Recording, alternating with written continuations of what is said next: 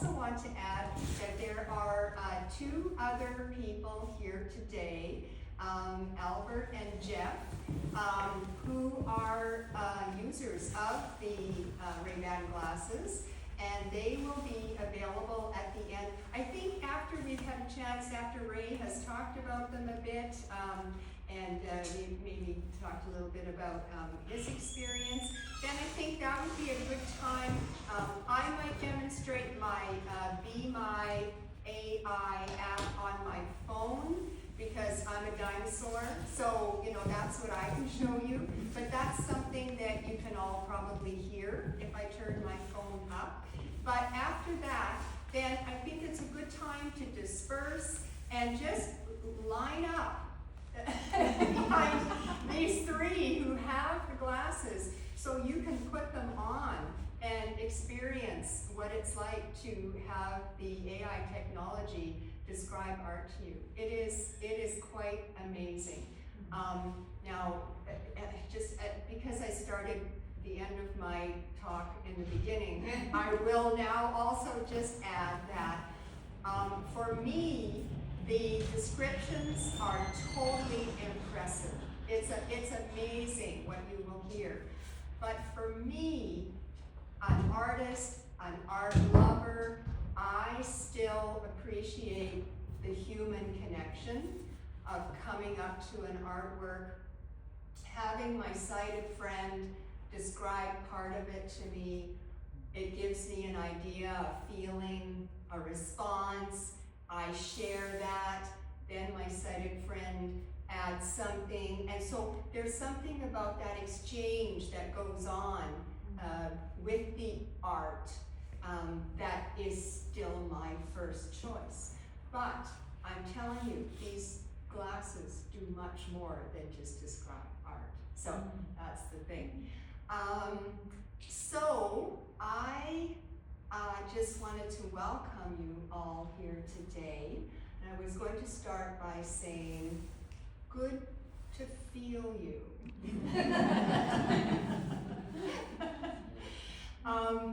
And one thing that I wanted to talk about, because you know, in my exhibition it says, you know, touch the art, feel free.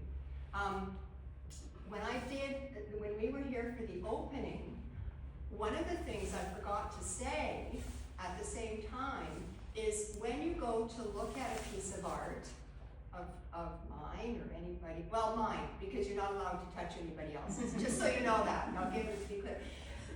But for those of you who can see, look at the art first with your eyes, and then feel the art, because by then you will have oriented yourself towards it, you know where it is. But then close your eyes while you're doing that. And I have forgotten to mention that. And during the art opening, I was standing in the Neiman Gallery next to my exhibition, and you know, people were feeling the art, and then it occurred to me that they were doing that with their eyes open. And I thought, that somehow misses the boat. So if you haven't already, you know, look at the art, get yourself oriented, see how you feel about it, and then close your eyes and feel the art. And I think you get a very, very different experience. So, you know, to feel also is not just about using our fingers to touch, right? To feel, we also feel with our hearts, right?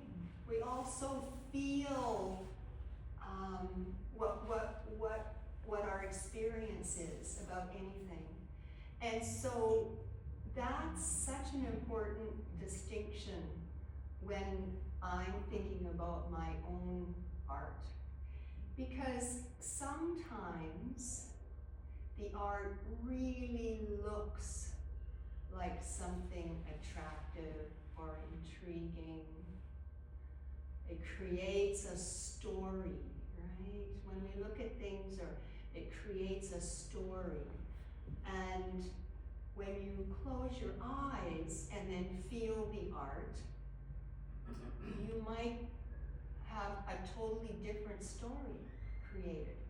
And I'm very interested in that distinction between the stories that we create when we see something with our eyes and how we feel about it, or the stories we create when we feel something with our hearts, right? So that's the sort of academic curiosity that I have as an artist when I create. And I'd like you to just think about that as we continue to discuss. I had hoped to be able to play the 11-minute documentary that was produced in Creston by Mark Wolf. It's looping out there in a space. What's the space called that it's looping in? I'm not sure. Next to my art somewhere. The studio. Thank you. Thank you. And you know, if you want to take time to watch it, the problem is what's looping is altogether 46 minutes long. So there's too much there, you know, for a session like this. But the first 11 minutes, the reason why I really wanted to show that today is because it features my collaborator, is that a word? Win Din. And she is the Creston artist who was with me when I created this body of art. And the thing I loved the most about Win is she let me lead. as the artist, she let me lead. And that's a mind-boggling reality for many sighted artists. And I can appreciate that. You know, the idea of a blind person leading an art project, like what? But she got it. And I really just wanted to give her credit for having that insight, if you may. And in fact, at the end of our time together, and what she says in this documentary is that working with me inspired her to then start creating art that was as interesting to the sense of touch as it was to the eye. So, you know, it wasn't just about the sighted person who is an art teacher, and she is, by all rights, teaching the blind person how to do art. She really wanted to learn from me. And it was an amazing experience because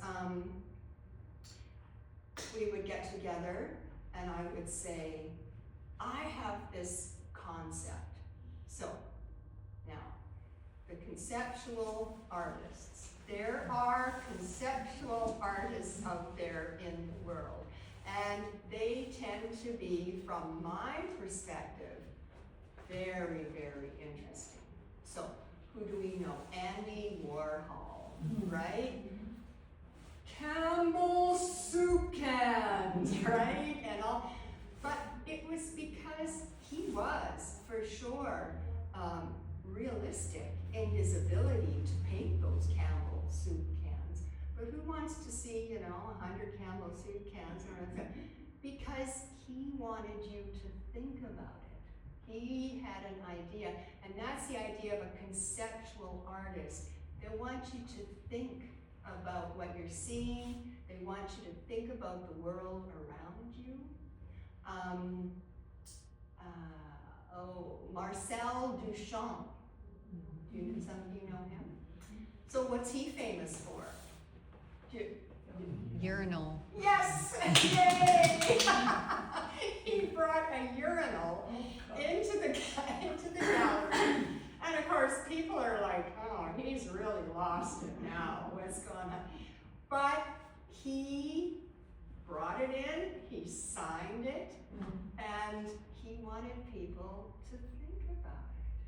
you know? That was fascinating to him. And I would say that I consider myself more of a conceptual artist. I'm interested in color. How does the color you see in my painting make you feel? What does it remind you of? And I have so many stories about that. And I used to include little write-ups with each of my artworks because they are all about the stories from my perspective. But I got to the point where I didn't want to influence the viewer. Because that's the other thing that Marcel Duchamp says. Every viewer completes the painting. Right? So it's what all the viewers are thinking and feeling about a piece of art that finishes it. And what is a piece of art if it's just alone in a studio where nobody sees it? What is meaningless, right? Maybe it means something to the artist. I suppose there are artists who just paint things and then don't show them to anybody. But I don't think that's the point, right? I think the point is to share. So with my art, I consider the color, I consider the texture because I want to make it accessible, you know, to blind people. I think some blind people care about art. Not all blind people do. Not all sighted people care about art, you know? As blind people, we are just as diverse as any other group in any other setting at any other given time. And I like to challenge that notion with my art.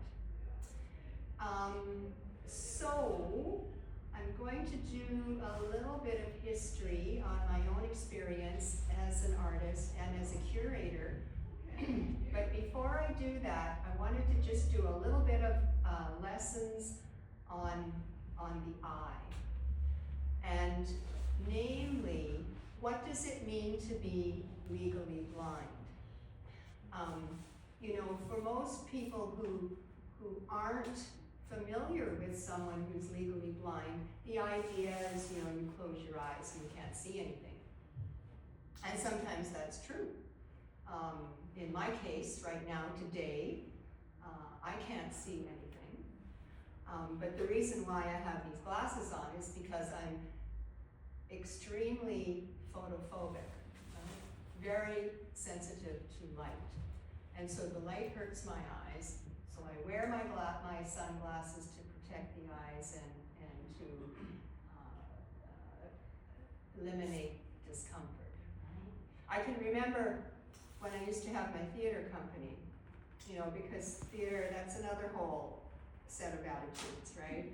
And I would be doing some directing or leading some classes, and somebody confessed to me after the fact, like months after she had met me, a sighted friend. She said, "Ruth, I thought you were wearing those glasses because you just wanted to be cool." I said, "Well, if I look cool, that's great, but it's not why I'm wearing them."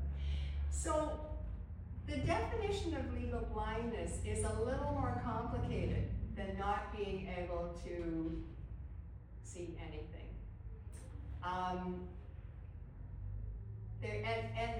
There's two main categories. When you think of the eye, you know, you have the retina in the back of the eye, and you've got your rods and your cones. And the cones control all of the, all of the peripheral vision that you see on the sides and above and below. And then you have your rods that control the center, just the center. So imagine you've got 2 toilet paper rolls and you hold them up to your eyes and you're looking through them, and that's all you can see. Now that bit of vision is very, very detailed. That's what controls your central vision, the macula, right? You can't see anything else around you, and heaven help you if you walk into a bench, you know, and bruise your knees because you were, you know, looking down. But that detail, that vision is very detailed. And one of the Creston artists that I met, her name is Margot Allard. And any of the artists that I mentioned today, they all have online presence. So you can go online, you can Google their names, and you can see their art, okay? So Margot Allard, she's one of these people who has this really acute vision that's controlled by the macula, that's just right in front. And her art, she's considered legally blind. Her art is, you would never know. If you saw it, you would never know she was considered legally blind because the detail is so amazing. Because that's the other definition. So the two, oh, I got sidetracked, sorry. So if you have that 10% vision, residual vision, and then you're considered legally blind. So I had 10% vision for many, many years, and I'm telling you, that's pretty useful vision. And you know, sometimes I would walk around without my white cane, and people wouldn't really know that I wasn't really seeing them that well. But then I started using the white cane, and it became my friend. So, if you are 200 feet as a normally sighted person, 200 feet away from, let's say, a tree or something that you're focused on. For someone who has 10% vision, they have to be 20 feet away to see it in the same way. So you can see it really reduces your vision, right? And then with the people who have this tunnel vision that we're calling, that we're talking about, where you're looking through the toilet paper rolls or smaller, like Margot Allard. So if you have considered that a full spectrum is 180 degrees, a little more maybe. So if you have only 20 degrees, then you're considered legally blind. But as I say, that 20 degrees is very sharp. Whereas for those of us, I lost all of my macular abilities. I have no central vision at all. So for me, I can still get around okay. I mean, not anymore, but when I had that much vision. And, you know, getting around was pretty easy, but I had no detail. I had no detail. I wouldn't necessarily know, you know, everybody's face kind of looked the same, and so there wasn't much detail. So that's a Margot Allard. So now let's consider John Bramlett. So John Bramlett is an artist out of Texas, good old Texas. And he lost his sight later in life, and he became an artist after he lost his sight. Now, his raison d'etre for becoming an artist was he wanted to be able to create something that was identifiable to people who could see and who could not see. So he, you know, has all these raised line materials that he would use to put on the canvas, and then you could see and you could feel, well, that's a tree, you know, he would figure. And he used different kinds of glue and whatnot to raise the lines on the artwork so that you could really see something representational, right? And that's what was important to him, was that people who could see and people who couldn't see both could experience his art and identify what he was portraying. That's great, but that's not what interests me. To me, that's very educational and admirable, but it lacks imagination a little bit, from my perspective. But we are not all the same, like I mentioned, right? When I moved to Kelowna after living in New York for a few years, which is actually where I became interested in art by blind people and educated. I had no idea, and before 2010, that blind people were doing art. I didn't know. And then I met Busser Howell. So Busser Howell is quite a well-known artist in New York. And his whole thing is he considers himself a spiritual artist. So where else have we heard that before, right? Wassily Kandinsky, concerning the spiritual in art. And as far as Wassily Kandinsky was concerned, art was an expression of the soul. And so Busser Howell, that was sort of his perspective as well. Now Busser is one of the artists that could see, and then he couldn't see. So he had to learn how to adjust his process based on the fact that he couldn't see. But what really interested him was this idea of spirituality. Oh, and he hates it when you refer to him as a blind artist. For me, that's what works for me. Blind art, blind artist, makes him crazy. I'm just an artist, he says, you know, well, you're blind, and you know, and in the world that seems to matter. But his art, and again, you can see him online, he likes to create these, like out in space, right? Planets and colors and all kind of lots of texture in his art as well. But that's what really makes him excited, and he hopes that when you look at his art, you feel something in your heart. You feel a spiritual connection, you know, much like Wassily Kandinsky. So Busser Howell was my introduction to the world of blind artists. And when I went to New York, that was when I was introduced to the gallery tours, the art gallery tours for blind people. And I just became educated in terms of art and art history and all the different kinds of art, and going from realism to abstract to conceptual, you know, and all the different, I just find that all fascinating because it's, you know, how we're thinking about things, and that's what I like to do, is I like to think about things.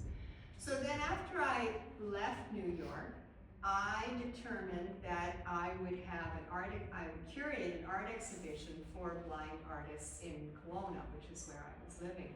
And so I got a Canada Council grant, I think. Oh, grants, my gosh, it makes me sweat just thinking about it. Anybody who's done them, you know exactly what I mean. And I was able to bring Busser, and I already knew about Bruce Horak. So Bruce Horak is a theater artist and a wonderful painter. And he's from Calgary. Well, I think he says he's from Toronto now, but he was born and raised in Calgary. And I have never been able to figure out what Bruce sees. I just know he's legally blind. He makes these amazing portraits. He's done I think his goal is to do 1,000 or something. And he does these portraits. He's done one of me, and I should have brought it today, my bad. And you will see that it looks like me. It definitely looks, but the economy in the picture is so it's a consideration. So the detail isn't there. The economy is wonderful, but you can still see it's neat. And I find that's absolutely amazing. And he's done a whole lot of these. So when we had the exhibition at the Kelowna Art Gallery, one whole wall was just, his portraits. It was so intriguing and fascinating to look at. And then we had Buster Howell's, spiritual pieces. And then I invited, PJ Lockhart is a local person who lives in Kelowna, and he was legally blind at the time. And what he would do is he would use his monocular to do his paintings, if you can imagine. Can you imagine holding your monocular up so you could do, I just got tired looking at, thinking about it. But he made beautiful art as well, and he sells his art online as well. And then Watanabe, Eriko Watanabe. Okay, so she's fascinating because Eriko has never been able to see. She lost her sight when she was 3 months old or something. So she has zero visual memory. And I'm telling you, visual memory makes a big deal in getting around, in orienting yourself in the world, and figuring out what you want to do with your art. So she decided that she wanted to do some realistic stuff as well. This was important to her. And she does the raised line drawings. Do you all know about how you can take a certain material? It's a flat piece of material. You put your paper on top of it, and you have a pen, and you draw, and the lines come up. So she wanted these raised line drawings, and she worked really hard to create these images that, you can see exactly what they are. One of my favorites is a man that's playing a guitar, and so she's got these wonderful little notes, in the air that's indicating the music, right? It's so beautiful, it really is. But there's no color, it's just, all the raised line. And Dr. John Kennedy, who was very intrigued by her work, he's a psychologist from U of T. He did some research on her art, and what he discovered is that developmentally, because he's a psychologist, you could compare Eriko's art to maybe a child who's just learning how to draw, because there was no depth, right? She doesn't understand about depth. Depth is something you learn as an artist, right? To make things look real. And when she first discovered that, she was so disappointed because she's high expectations of herself, right? But that gives you another idea. Totally different artworks, right? So that's kind of the range of possibilities. And now, someone give me a time check, please. 1:30. 1:30. Okay. So that can give you the range of possibilities that you might be able to think about when you're considering my art. So I don't want anybody in this room going away saying that you know what blind art is, unless you consider all of the other references that I've made today, okay? All right. So I thought I would talk about one of my pieces. I think Jennifer had suggested that maybe I could do that. But before I do that, it's here, yeah? Can you all see it? 217. Because as I mentioned, each one of my artworks tells a story. And I think all art tells a story. But before I do that, I'm wondering if anybody has any questions about what I've just shared. I do. Okay. It's Eleanor. Yeah. So when you talked about the portrait of you, and there's a lot of detail missing, but it's still clearly you. Yeah. How do you know that? Do you know what? What? I'm never alone. Okay. Okay. So I would have shown, because when someone draws a picture of you or takes a picture of you, Zoe knows this. The first thing I always ask is it a good picture? Because I don't want you to share it if it's not, right?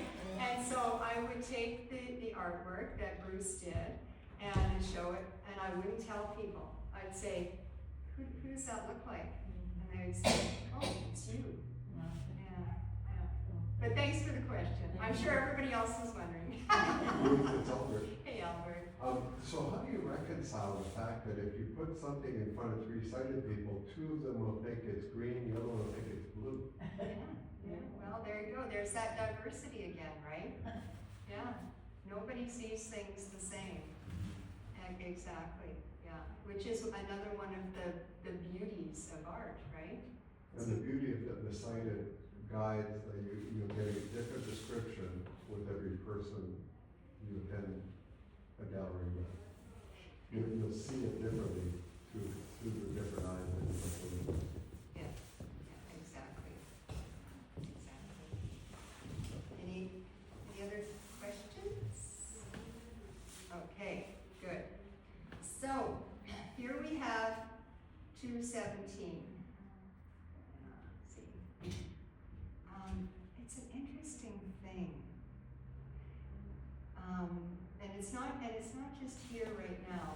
Oh, what people will say to me, oh, Ray is here. Ray is a friend of mine who walks regularly with me, and he often, we talk, we have great conversations, and he'll often say to me, oh, here I am using my hands to talk again, and you can't see it. But you know what? We need our hands to communicate. I think there's a connection in the brain. And so what I just did here is I wanted to be able to touch the art before I started talking about it. And that was totally a subconscious thing that I just went, and I think we all do that because the human brain is a workings, all the parts work together, right? Yeah, it's really, really important to remember that. So, today, I'm going to talk about 217 because I think this is one of my favorite stories about art. In the year 2017, is that right? No, not 2017. See, I'm already making things up as I go along. That's a gift of my sight impairment. I just make it up as I go along. So, in 2006, I guess I'll say, I was having a really, really hard time. Lost a whole bunch of money. I was exhausted by the efforts of my theater company, which I loved. I loved that theater company, but I was getting burnt out. I don't know what else was going on. Thank goodness I can't remember it all actually at the moment. But I was really, really, we've all had those difficult times, right? I mean, it's just a part of life, and then you get through it and see how it goes from there. But I can remember maybe praying about it or trying to understand how to make sense of what was going on with me in my life at that time. And so what I did, as true to my nature, is I went to Google and I said, aha, okay, I have to back up again. During this time, I was seeing the number 217 everywhere, or I was hearing it everywhere. I mean, 217 was just you know, look at my clock in the middle of the night and it was 2:17. I would hear the radio announcer was saying what the time was. It was 2:17. It just went on and on and on like that. And the best part about this story is I was sitting in the back seat of my sister and her husband's van. We were in the back seat, and I was sharing this with my sister, and I was saying, I'm just seeing 2:17 everywhere. I don't know what it means. And she nudges me, and she points to the clock in the car, and she says, it's 2:17. Yeah. So it was like that, yeah, all the time. So I decided to do something quirky, which is in my nature, and check out Google and see if there was such a thing as a 2:17 angel. Because you know, angels have numbers and associations, and you know, you can do that yourself. Pick a number and ask Google to say what is the angel reading for this. And it was so interesting because the angel reading was you're going through a difficult time, but you are going to get through this, right? Can you believe that? Yeah, it's magic. Yeah, right? Yeah. So then I decided when I was working with Wynn, I was so taken by that experience and the encouragement that I decided that one of my conceptual pieces would be 2:17. And so then we talked about it a little bit, and I said, what I want to do is I want to create a canvas that has all different kinds of 2:17 representation on it. And so cut up, I don't know if you can see it, for those of you who can see, but there's playing cards, you know, that have the numbers, and there's actually Braille on here that says 2:17. So I love that. I love it when I can incorporate Braille into the canvas. And then of course, you know, you can buy those numbers, right? Those styrofoam numbers for different art projects. And it's all the 2:17s are on there. So yeah, so everything that Wynn and I could think of together that would create, you know, a 2:17, we decided to add to this canvas. And the thing that Wynn would do that I wouldn't necessarily care about so much myself is she would do the placements of these because she would be concerned about balance, right?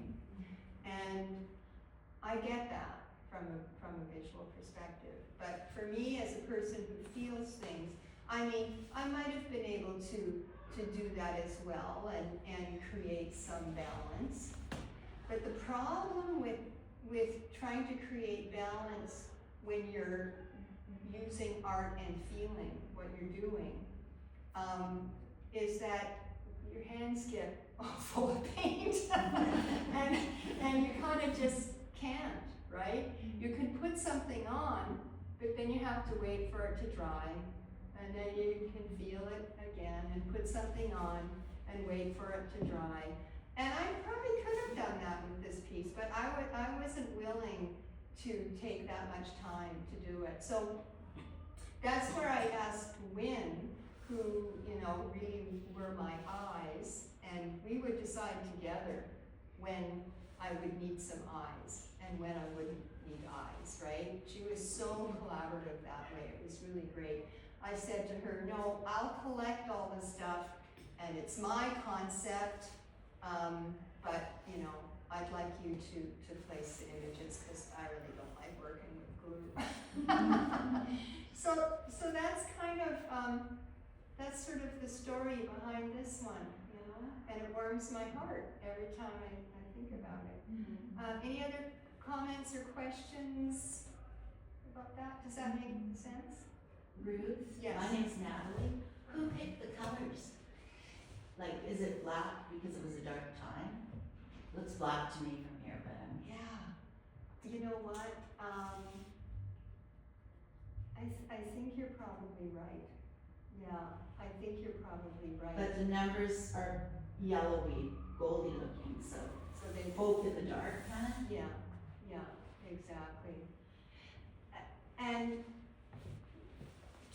truth be known, I don't always remember what the colors are. And so I think your question is so interesting because it brings me back to the creation from that perspective. Yeah, yeah, Ruth, sorry, yeah. I'm really interested because when you first mentioned that you work on your piece and then you have to let it dry, Yeah, yeah, yeah. and then you have to come back. Yeah. Well, as a visual artist, if we do that on a painting, we throw the canvas over and we let it dry, when we roll that sheet back, we see what we've done. Yeah. How do you keep that concept in your mind's eye when you go back to that canvas? Yeah, I don't know, okay, I'll do my best. And Zoe, you bring up a really interesting point because, Wynn was, she loves layers. Layers, layers, layers, more layers. So we would have up to 10 pieces of art on the go at the same time because we would do the first layer, like a gesso, and I always like to, put it in the glove. I don't use brushes. Put it in the glove. Smear it on and make sure there's some good texture there when it dries. But then you have to let it dry. So we'd have all these different art pieces in various stages of layers, and when they were dry, then I go to it and I feel it. And it's in the feeling of the dry piece that I've just done that often gives me another inspiration. Oh, I know what I want to do next, I'll say to myself based on what I feel. And some of my artworks, like I knew this one would be called 217. I knew some of the others would be called what they're called. But many of my artworks, I can't give them a title until they're finished because I have no idea what's going to evolve as I continue with each layer and then feel it again. Now at some point, when I was working with Wynn, I might say to her, this is what I'm feeling. What do you think? And because she's just such a wonderful, beautiful art teacher, she would often have a suggestion. And then that would add to my art education. So for example, she got me working with the little color spheres that are on highways, that reflect, right? That reflect the light. There's an artist, Mary Corse, out of New York, I think. Maybe she's not out of New York, but I heard about her art, and she makes these huge pieces of art. She'd be considered a conceptual artist.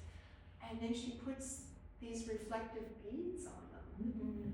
And it's incredible. And I mean, if you, to show her art, you have to be in a dark space and then have a light shine. Just like, you're driving down the highway at night and the lights are going on the white lines that have got these reflective spheres on them. So, I said to Wynn at one point, I'd really like to do a piece of art with these reflective spheres, right? So she would say, well, how about the reflective spheres now this time? I said, oh, that's a great idea. Or the alcohol inks. Oh my God. How many of you here have worked with the alcohol inks? Beep, beep, beep, beep, beep. Yeah. Yes. I mean, I can't even see. And the idea, so when, she'd say, well, there's so many dips and, because with each layer of art, there would be more texture and more depth and more to feel. And at one point she said, oh, I think we should get some alcohol inks. And, they're little tiny bottles of alcohol ink, and you drop it all over your art, not too much, and then you just watch it dance, because it moves around and it creates this like an aurora borealis, if you can imagine, right? And sometimes she, tip it up a little bit and tip it, and I couldn't do that because I can't really see it. But being in the room with her while she delighted in how this worked was so wonderful for me. So that gives you a couple of examples. I hope. Yes, thank you. Yeah. Any other questions or thoughts? Nancy here. I noticed on your website you've been involved with Charles Bonnet syndrome. Yeah, I have Charles You Bonnet. have Charles Bonnet still? Yeah, Because for some people it's temporary, for some people it lasts for a long time, right? yeah, exactly. Yeah. And it comes and goes. Yeah. Yeah. And does it inform your art at all? Yeah, thank you for that. Yeah, very, very much. Mostly because when you lose your sight slowly and arduously over time, the way I did, one of the first things to go is your color vision. So, I had lost my color vision long before I started using a cane, probably even. And then when I was like 50 years old, I can remember one day sitting on a park bench. Did you listen to the podcast by any chance? I've done a whole podcast on my experience with Charles Bonnet. And I was sitting with a friend and I was saying, I am seeing the most amazing, vivid emerald green right now. I said, there must be lots of trees there. And he's like, well, yeah, but it was downtown Calgary that we were looking at, and there are some trees. And then I said, oh, and now it's blue. There must be blue, and then it's the blue sky. It's like, well, it's kind of blue. So that was when I first consciously realized that I had actually been experiencing color without realizing that it wasn't really the physical world, that it was just what I was creating. So yeah, thank you for the question. And I love color, for that reason. That's why my art is primarily all about color, texture, and stories. Yeah, thank you. Okay? Are we ready to do some show and tell? My show and tell? So what I'm going to do first, and then I'm going to give it over to the boys. Yeah, okay. We know you're there, Siri. We know you're there. It's okay. So if I could have, let's see what Be My AI thinks about this 217. I just can't even imagine. Okay. Or you've not tried that. Let's see. Hey Siri, open Be My Eyes. Be My Eyes, in progress, starting camera. Can you hear? Mm-hmm. Okay. Now you gotta line it up. Tab bar, gets take picture, button. Okay. So now this gets a little tricky because I know there's a Stage. and you gotta line it up. I don't know how she's gonna make sense of this. Let's see. Now hopefully, You want some help? well, let's see, I'll try it first, and if I, Take picture. Analyzing picture, please wait. usually I can hear it taking the picture, so that was weird. You have your little side button turned to mute. Mixed media art display. The foreground shows a black canvas with texture, gold painted numbers 217 and various raised elements, including the word OK and other letters and symbols in a collage style. Behind the canvas, 3 wooden supports or easels are visible. In the background, pastel colored floral paintings are hanging on the wall. The wall text includes the words Layers of the Living and Michelle, ellipsis, bird. The overall scene is set in an art gallery. Wow. Give her a hand. Very fast, yeah. And there's an option to ask more, which I will not do, and then, Take picture. Button. Task 4. Button. Take picture. Expedia artist. Clear. Button. then I'm gonna clear this, okay? And then you can take another picture. Cellular. 2 of 4 bars. Signal strength. Status bar item. So, pretty good, eh? Yeah. Yeah. And, but there again, and with the art, in this room, it's a bit better. It's a bit more effective, I think, and, the boys will tell you, Ron and Albert and Jeff. Well, you know, for my art, it does a pretty good job of describing, you know, swirly colors and whatever, you know, it sees. But I think it's more intriguing for art like what's in this room, because this is realistic, right? This, Impressionistic. a little impressionistic, okay. But you can see that it's, Flowers. yes, yes, thank you. And I think that's where it does, shines a bit, you know, the technology shines a bit. And that's why she did a pretty darn good job on this one, because there's stuff you can identify. It's not just colors, right? So how are we going to do this? Ron, did you want to talk a little bit? You said you wanted to Sure. talk a little bit, was I'll what come you up. told me. You can sit down if you like. And then you will let, you know, and then we have, We have some guinea pigs here that know how to use it. yeah, Jeff and Albert, they use these glasses. Would you, every day, you guys? Pretty much. Yeah, so I think they'll augment, Yeah, I'll just give a bit of an overview. You guys can talk from your perspective, because I shouldn't say unfortunately, I'd say, unfortunately, I'm not vision impaired. But I am colorblind, so I can relate in some ways, right? But at the same time, I used to work for the Canadian National Institute for the Blind, actually, and so I have a lot of, I've had to work with people that have vision impairments many years ago, and sold Macintoshes to them, and we used Macintoshes. We actually, one of the people I worked with actually ended up working at Apple in the accessibility department, because we did some pretty cool stuff at the Canadian National Institute for the Blind. So anyways, that's all kind of fed my life, but now I'm here, moved to the island, and I'm constantly thinking about how we can make everybody's life better, you know, regardless if it's art, if it's food, you know, all these things. And even here in the Mac, we're like making people, we have free food outside, you know, we have free art gallery, it's by donation. Anybody can come in here. We try to make things as accessible as possible. And one of the things we want to do is make it accessible to people that have vision impairments. So we bought these set of glasses. Actually, City of Parksville personally funded these glasses, so we could have Be My Eyes as one of the services we offer. So anybody can go and talk to the person in the gift shop there, and they will lend out these glasses for however long you're in the gallery.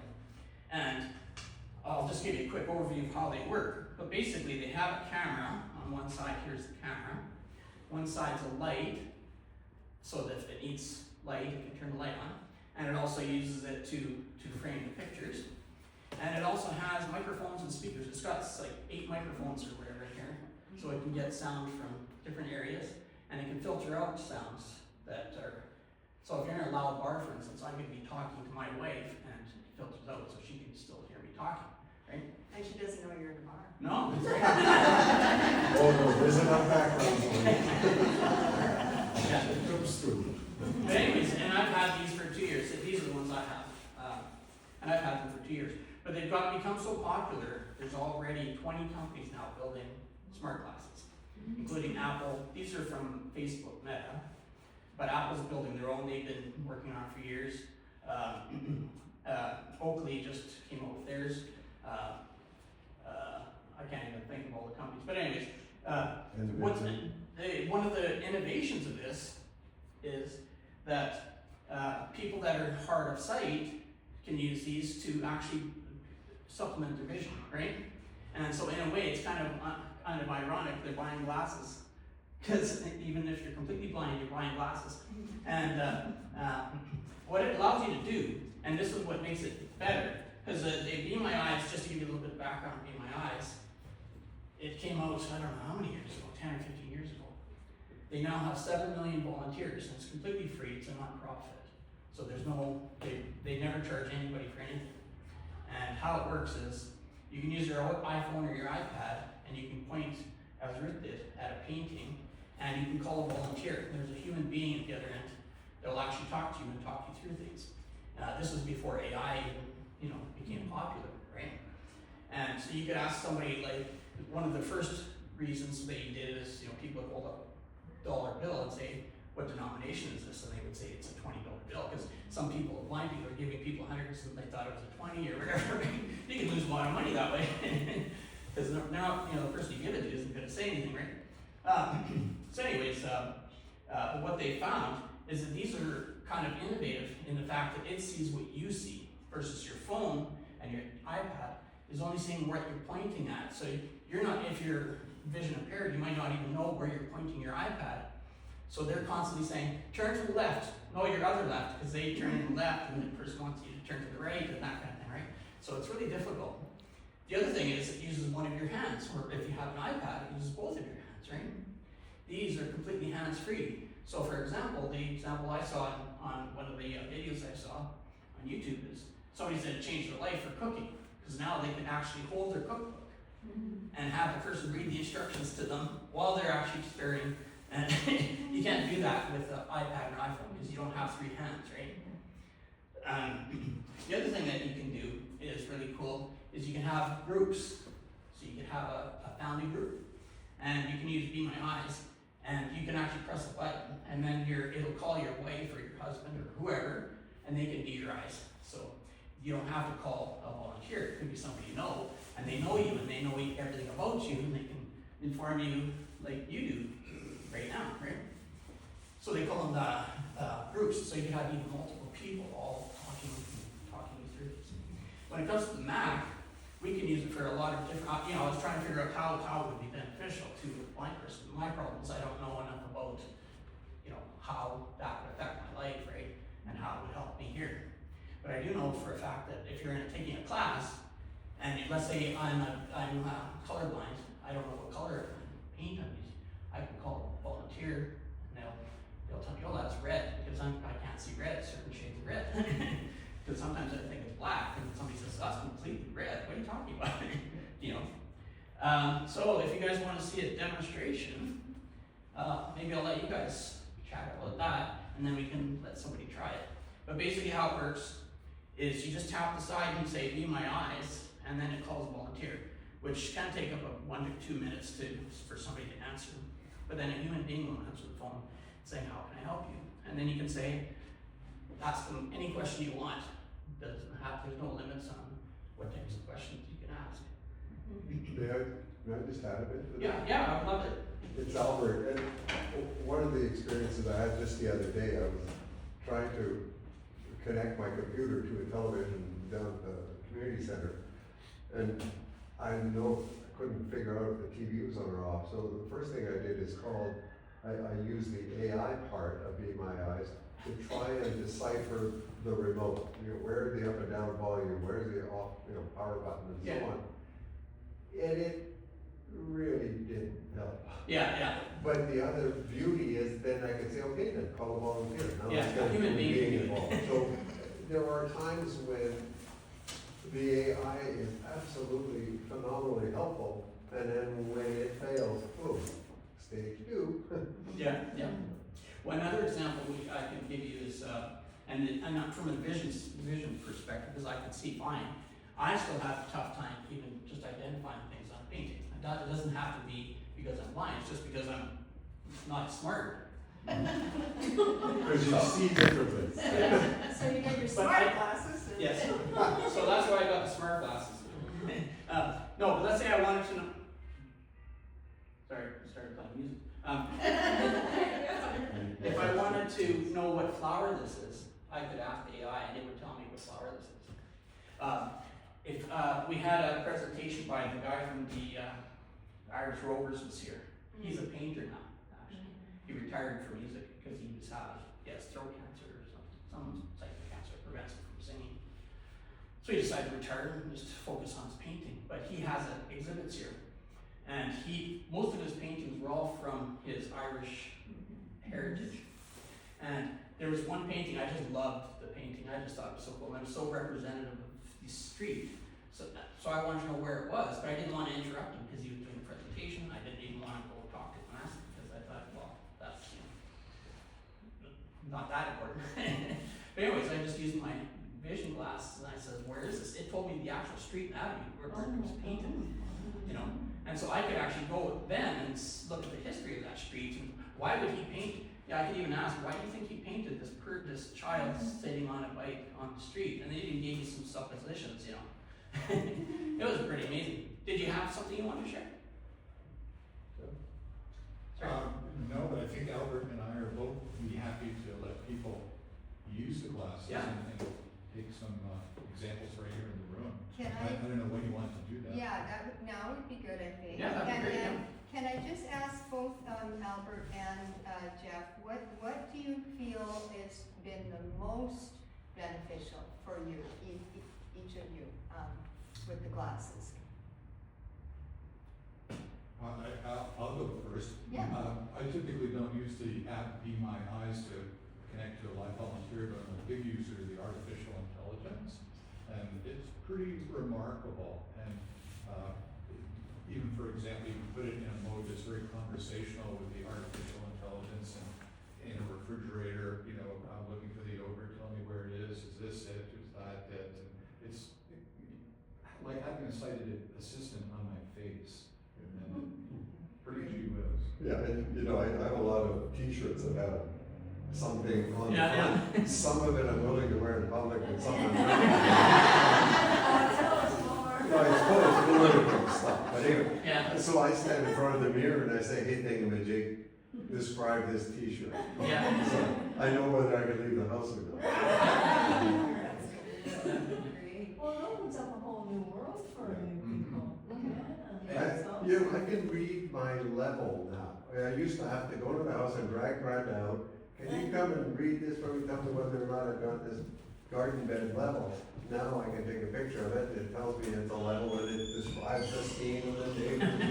Somebody across the way takes your nose. But eventually it will read me the level and tell me that there's a bubble, and then I can come back and ask it, is the bubble closer to the left line or the right line? And it'll give me that kind of stuff. Yeah. Pretty cool.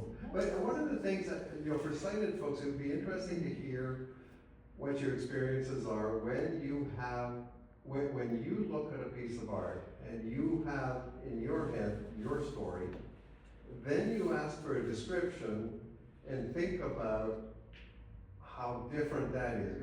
And I say that because of my own, sort of in my last years of vision was when all of this music videos started to become the rage, and I hated them.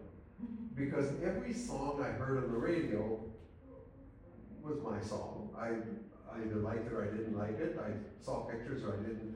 I had a story about that song. The minute they put out a bloody music video with somebody else's story, it was never in mine.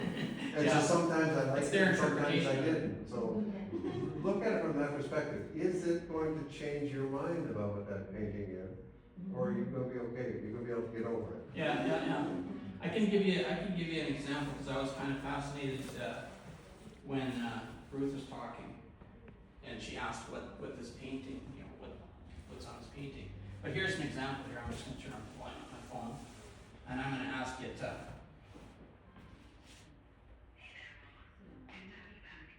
second, I gotta tell it to take a picture here. It just said, hey there, Ron, good to have you back. You're so friendly. Unless you swear up. Do they swear back? They tell you to behave. I'm just gonna take a picture of Ruth's painting here. And I'm gonna tell it to interpret this painting for me. What does this actually mean, right?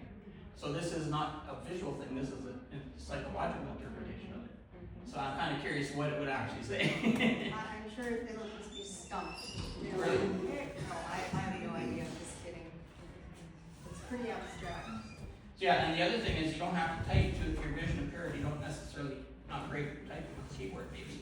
So you can actually just use your voice Give me an interpretation of this painting and tell me the deep meaning behind it. Ooh, sure. I might have been listening to it. Then I would have known. I thought it would read it back to me, but it's doing the text right now. Yeah, your voiceover to read it. Wow, there's a lot of It's information going there. on and on, I can see the lines there. So I'm gonna play it for you. It's gonna take a second. Okay, sorry, it's going through my glasses. I gotta switch the glasses off for temporary. Yeah, just take them off and fold them up and they'll. Yeah. I just turned on the Bluetooth. Oh. Oh, never thought to do that. And you probably all noticed how quickly speaking when Ruth was using it, that is adjustable. It feels like a quiet insistence. Okay, I'm gonna rewind this. If I can. I won't let me rewind it, sorry, but I'll continue where it's Here's at. what it speaks. Hash surface meaning, a number that refuses to leave. The repeated 217 isn't decoration, it's an anchor, a fixation, a moment or message someone couldn't shake loose, so they built a whole landscape around it. The artist presses the number into the canvas from every angle, as if saying this matters, even if I don't fully know why yet. The variations, carved, stamped, raised, scratched, suggest that the meaning of 217 is not fixed. It shifts with context, mood, memory. Sometimes clear, sometimes It's actually about 5 minutes long. That's Yeah. amazing. And it talks about the visual tension of black, gold, and texture. Yeah. It talks about repetition as healing, memory as material, chaos settling into clarity. There you go. See, Ruth, now you know what you put in there. And now I don't need to do any more talks, I guess. Well, it can give you some ideas, because it might not be right, but it's Well, that's pretty and fascinating. that's its interpretation of it. You might have a completely different interpretation of it. So do people want to kind of anchor themselves next to either Ron or Albert or Jeff and try the glasses?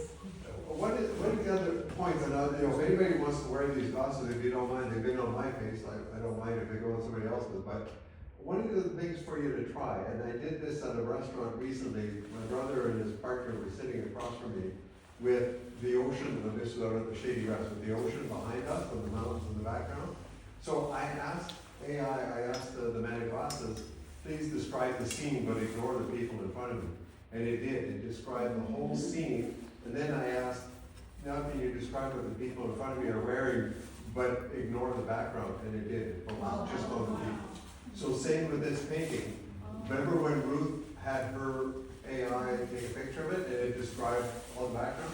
You can ask it to focus on that one painting and ignore the background. And just stay focused. Or ignore the painting and just describe the background. And then So lots of, your imagination is the only thing that will limit what you can do with it. the other thing is she mentioned the importance of like an angel having a number and that kind of thing. I could follow up and say, give me some background on that because I'm interested in what she said, and it would describe this angel. And tell me what Angel 217, Yeah. the message behind Angel 217. Yeah. Oh, absolutely. I do it at church all the time. The pastor mentions a Bible verse, and I just type the Bible verse into AI, and it tells me all the history, and it'll even tell me the geography and the archaeology and everything about it. So, yeah. It's scary. Albert, it must provide you a tremendous sense of independence, like a freedom too, that you're not always asking somebody something, or always, you can do what you want and have it respond to you. Yeah, I think I chatted about that with somebody over at the MS group this morning. It's that freeing, that bringing back control. When we lose sight, we lose some control of the world. And I remember being in the car years ago and always saying, so what street is this? What intersection is this? And quite often I get these responses. I was like, well, we're on Quadra. I think I asked one too many questions. So it was that sort of shrinking down of life because of the lack of information, not being able to pin myself in a place and time. And then I got talking GPS. It was like somebody lifted the walls or lifted the ceiling and pulled the walls back. And now I had an earbud in my ear, every time we turned on the street, it told me. Every time we approached an intersection, it announced it. It's amazing the control that comes back into your hands when you have access to information. I don't think I can describe it any more succinctly than that. It just provides some control. The next versions of these, not that it would make a huge difference to somebody that's vision impaired, but the next versions of these have screens inside. And so they'll be able to display, and some people, if they have, one of my friends actually, he has a vision impairment, he can only see things 6 inches in front of his face. He might actually be able to use these now and see, you know. So there's gonna be a lot of changes in the next couple of years. And let's be clear, the Meta Ray-Ban glasses were never designed or built or conceptualized for blind folks. They were actually created for content creators, for digital content creators, YouTubers and Snapchat and all that stuff. Yeah. They just, because the apps on our smartphones are so doggone accessible, and, you know, we happened upon it accidentally. I know some blind folks who have 2 pair, because they got one in the charger and one on their face. Because these things only go about 2.5 hours, so Yeah. these guys are switching them out back and forth, and they can go all day long.